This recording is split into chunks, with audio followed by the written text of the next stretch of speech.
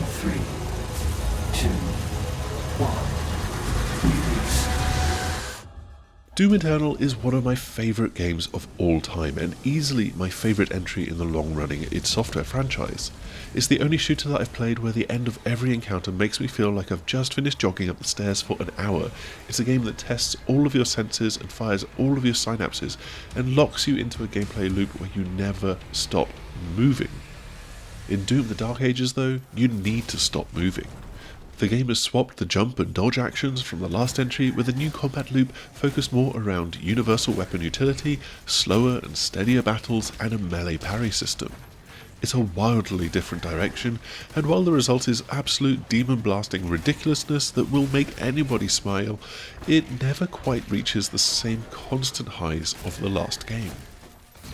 Doom the Dark Ages isn't just a major shift for the series due to its new focus on stand and fight combat. It's also far more story focused and dialogue heavy than the previous entries in this Doom reboot saga.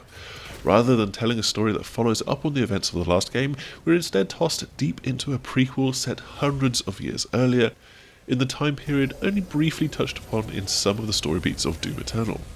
While the last game dipped a toe into those waters, this one does a triple spin, cannonball dive right into the deep end. Back in this distant past, the titular Doomslayer is in forced servitude to the Makers, a clan of robotic angels that are hardly concerned with the fate of anyone but themselves. The Doomslayer gets to kill demons, but only when the Makers decide to let him. It's clear that their hold over him is waning though, while the demonic threat facing the planet of Sentinel Prime grows and the Night Sentinel crew is thinned out in its defense. And so you rip and you tear, but your reasons for doing so are muddier than ever in some ways and more complicated than ever in others.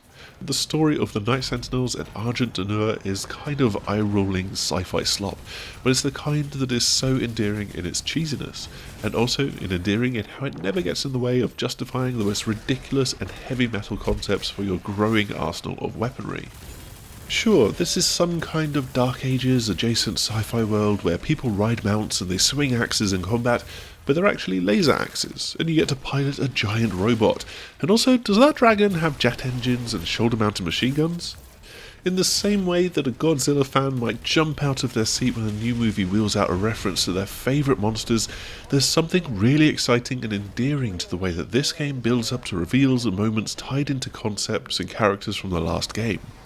Just don't expect an incredibly emotional or pathos-filled story to go alongside. What you can expect though is a lot of action. Those frequent story scenes that bookend levels don't take away from the fact that Doom the Dark Ages is packed with over 20 chapters of demon killing fun, even if the way that you kill those demons has changed. Early encounters do a good job of introducing you to the new mechanics of combat, but it takes hours to truly get used to them. I approached every battle expecting the same run-and-gun electricity of battles in Doom Eternal, but without a double jump or a dodge button, I ran into frequent reminders that this Doomslayer takes things a little bit slow and steady. Your general goal in battle is to mop up the grunts with gunfire, and then lock in your focus on the big armoured enemies that you'll have to engage with in a series of blocks, parries and melee attacks. In the last game, you felt so much faster and stronger than anything that you encountered, and the rip and tear tagline really made sense. But here you're engaging in rhythm gaming and parry timing that feels far more methodical and measured. Battles are no longer a sprint to the exit, but a consistent and evened out journey through to the end. The thing is, it's still so much fun. Parrying is satisfying with generous timings on standard difficulties, while your gun options are more varied than ever, letting you mix and match tools for every encounter in almost any way that you'd wish, though with key attacks attuned to each enemy. As you get deeper into the game and encounter larger hordes of enemies, that marathon of calculated parrying and pummeling becomes bliss, and while your tools of destruction are more measured in use, they are also the sickest tools ever. You're constantly slinging your chainsaw-covered shield at opponents, then spraying projectiles into them from a gun that crushes skulls to use their shards as ammo. You have to applaud the reinvention, even if this change of pace never comes close to hitting the same hectic, exhilarating highs for me as the last game did. But it is fair to say that there's a pretty vocal part of the fandom where that exhilaration I felt with Eternal registered more like exhaustion. Doom, though, is a franchise that has often encouraged jumping around between entries, and since this is a prequel, you don't need to play Eternal at all in order to hop into Doom the Dark Ages and have an awful lot of fun. The massively improved accessibility options and weaponry make it easier than ever to get into this series. Each enemy has a particular weakness, but you're never penalised for sticking to your two favourite guns beyond the constant need to gather ammo. Plus, alongside the usual string of colourfully titled difficulty options, you can tinker with an array of different meters that let you really fine-tune everything from damage taken to parry windows and even the overall speed of the game. If Doom Eternal was a game for a specific kind of freak, this latest entry aims to welcome as many kinds of freaks as possible with open arms. On top of the experimentation within the new boots on the ground gameplay, there are also missions within Doom the Dark Ages that go for more of a boots in the mech or boots wrapped around a giant cyber dragon route. A major crowd will likely groan at the inclusion of non-shooting gameplay into Doom of all games, and that's totally valid. At some level, maintaining the integrity of that consistent, non-stop shooter mayhem that the series is known for is important, and it's something that I was just lamenting about this game lacking. But also, you get to pilot a literal mech and you get to fly around on a dragon with armour and laser wings and shoulder-mounted machine guns. These moments are silly as hell, yet they're played so straight and tuned to the extreme that you just can't help but love them. In the mech segments, you've got a far simpler toolkit of weaponry and a pretty simplified punch and dodge combat loop compared to the main gameplay.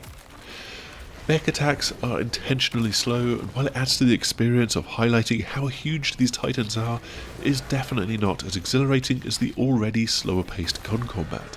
Dragon segments are much more mechanically dense and they'll often jump back and forth between you flying and being boots on the ground, but they're also quite a bit rougher around the edges. You can fly around large open areas at high speed to track down moving targets and objectives, and when you reach them you can then enter into assault mode to hover in place and fire your machine guns.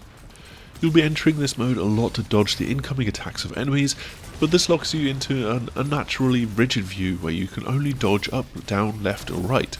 It's genuinely the one function in the entire game where you feel like the animation speed and the weight is just entirely off. In comparison to the rest of the game's gorgeously animated and masterfully paced cutscenes, combat animations and glory kills, it's just a step below. Another factor that PC gamers will feel is the weight of id Tech 8 on their systems. We've played the game across two PCs with a GeForce 3080 in one and a Radeon 6800 in the other, and where these were both capable of running Doom Eternal at 1440p, max settings and frame rates north of 200 FPS, that's before the ray tracing was added into that game. The minimum bar for Doom the Dark Ages now requires ray tracing support for the game's core lighting systems. That puts a huge burden on the game, so that 6800 is much more of a 1080p 60 card, and getting triple digits out of the 3080 requires the use of DLSS really. Obviously there are far more powerful GPUs out there now, but DLSS, FSR upscaling and dynamic resolutions are pretty much going to be standard on this occasion, which is a pretty big change for the universally applauded efficiency and optimizations of the engine before this. Doom the Dark Ages is bigger than any other game in the series and full of so much more variety, narrative and gameplay depth. At the same time, that breadth of content and more varied pacing causes the game to lose the sort of rapid, quick, consistent focus and speed that made the last two games so memorable. You still have the moments where you're grinning from ear to ear playing this, and plenty more where you're on the edge of your seat scraping through a room full of demons. But in the shadow of Doom Eternal, the more varied set pieces and methodical combat cause its flame to burn just a little bit less bright than I was hoping for. It's a great game regardless of any personal leanings though, and anyone who is a fan of high octane gunplay owes it to themselves to play this game. That's all that we've got for our review of Doom the Dark Ages. The game is out on the 15th of May with 2 days early access if you splurge on a premium edition, and you can also wait to get it on Xbox Game Pass with the various tiers that have the day one access. As we've just said, it's a great game and well worth diving into this latest first-person shooter epic. Before we go, make sure to like, subscribe, share, the usual YouTube things, and hopefully we will see you again soon. Goodbye!